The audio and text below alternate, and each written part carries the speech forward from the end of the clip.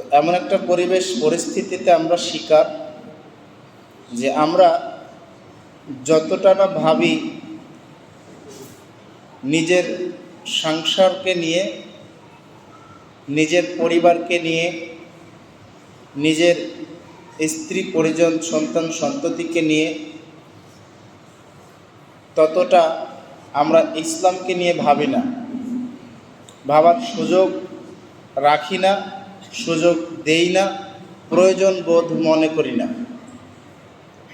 যতটা ভাবি আমরা নিজেদের সুবিধা ভোগের জন্যে, ততটা আমরা ইসলামকে নিয়ে ভাবি না। তার মানে বোঝা যাচ্ছে যতটা না ভাবি আমরা ইসলামকে নিয়ে, তার চাইতে বেশি ভাবি আমরা পরিবার পরিজনকে নিয়ে।